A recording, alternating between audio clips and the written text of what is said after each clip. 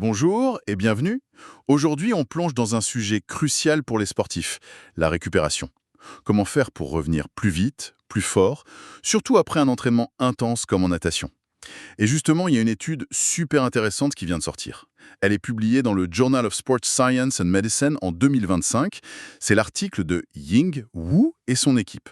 Le titre exact, c'est Effects of Acute and Repeated Ischemic Preconditioning on Recovery from Muscle Fatigue After High-Intensity Swim Training in Male Amateur Swimmers. Ouf. Alors, ça parle d'une technique un peu spéciale, le préconditionnement ischémique, ou IPC. L'idée, c'est assez étonnant. On bloque brièvement la circulation sanguine, genre avec un brassard sur la cuisse, puis on relâche. Et ça, on le fait avant l'effort. Le but, c'est de préparer le corps, en quelque sorte, à mieux gérer la fatigue et les dommages de l'entraînement qui va suivre. C'est exactement ça. C'est une forme de stress contrôlé qui, paradoxalement, protégerait l'organisme. Et cette étude de Wu, elle a regardé ça de près chez des nageurs amateurs masculins après une grosse séance de nage, 7 fois 200 mètres nage libre. Ça pique.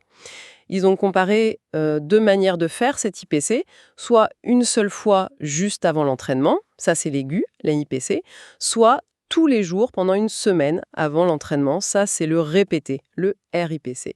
Et bien sûr, ils avaient un groupe témoin, CHAM, qui avait une fausse manipulation. D'accord.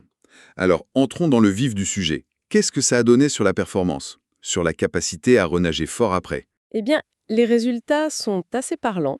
Surtout pour l'IPC-RBT, le RPC, les nageurs de ce groupe ont montré une bien meilleure récupération de leur puissance au niveau des jambes et aussi de leur capacité de travail pour les bras.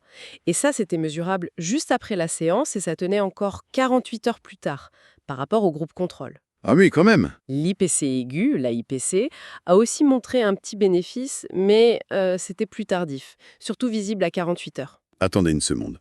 Vous avez dit que le LIPC est appliqué sur les cuisses, c'est ça? Oui, tout à fait. Mais on voit une amélioration de la performance des bras. Comment c'est possible, ça? Ça voudrait dire que l'effet n'est pas juste local? Précisément. Et c'est un des points, je trouve, les plus fascinants de l'étude. Ça suggère fortement un effet systémique, un effet qui se propage à tout le corps.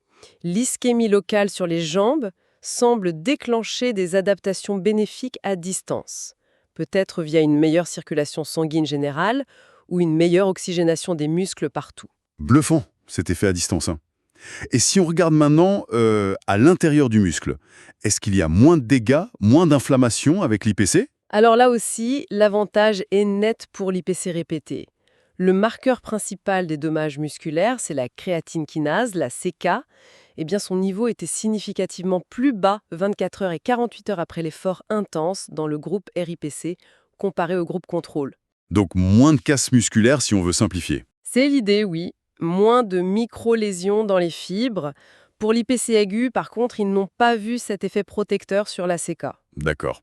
Et pour l'inflammation ou le stress oxydatif? Alors là, pour l'inflammation, mesurée par l'interleukine 6 IL6, et le stress oxydatif, mesuré par le malondialdéhyde MDA, les deux types d'IPC aigus et répétés ont fait mieux que le groupe contrôle. Donc il y a bien un effet bénéfique dans les deux cas. Mais encore une fois, l'IPC répété s'est montré plus efficace. Il a permis de réduire ces marqueurs de façon plus importante, et notamment juste après l'exercice. Donc, si je résume, faire l'IPC une seule fois avant, c'est déjà pas mal, mais le faire tous les jours pendant une semaine avant, c'est carrément mieux. Pourquoi cette différence d'après les chercheurs? L'hypothèse principale tourne autour d'un effet cumulatif, un peu comme un entraînement, si tu veux. Chaque séance d'IPC déclencherait des mécanismes de défense naturels dans le corps, notamment les systèmes antioxydants.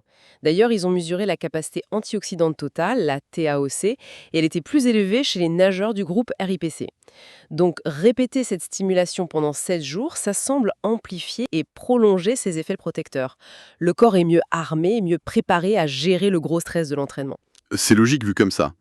En somme, cette étude de Wu et son équipe, elle suggère vraiment que l'IPC répété est une stratégie prometteuse pour les nageurs, pour mieux récupérer et maintenir leur niveau. Tout à fait. Si on compare l'approche aiguë et l'approche répétée, cette dernière semble offrir une protection plus globale.